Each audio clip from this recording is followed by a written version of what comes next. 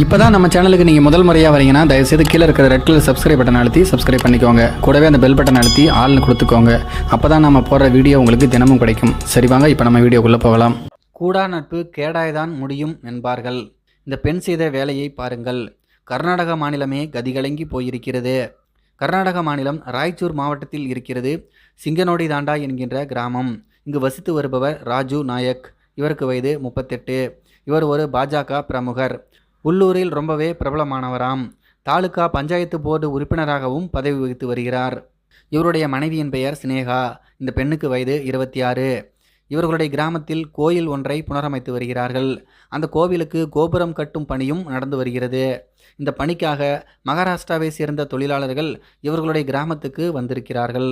அந்த தொழிலாளர் கூட்டத்தில் இருந்த ஒருவரை சினேகாவுக்கு பிடித்துவிட்டது.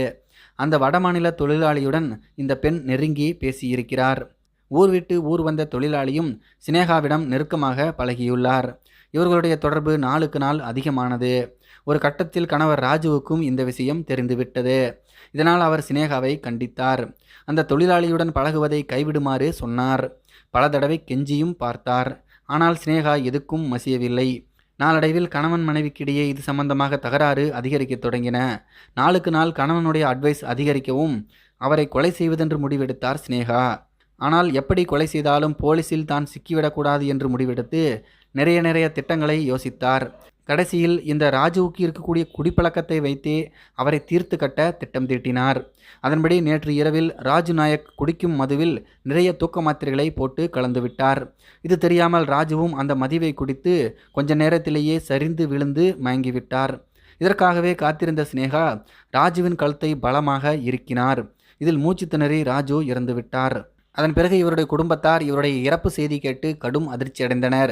மேலும் அந்த சினேகா மீது அந்த குடும்பத்தினருக்கு சந்தேகமும் ஏற்பட்டிருக்கிறது. இதனால் யாழ்ப்பத்தினி போலீசாரிடம் ஓடினார்கள்.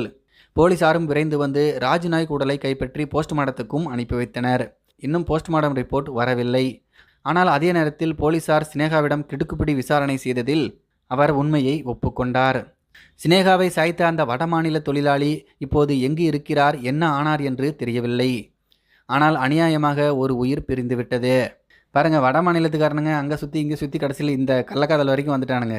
இதை பற்றி உங்களுடைய கருத்துக்கள் என்ன அப்படிங்கிறது கீழே இருக்கிற கமெண்ட்ஸில் தெரியப்படுத்துங்க. மேலும் இது போன்ற வீடியோக்களை பார்க்க நம்முடைய சேனலை சப்ஸ்கிரைப் பண்ணிக்கோங்க. நன்றி, வணக்கம்.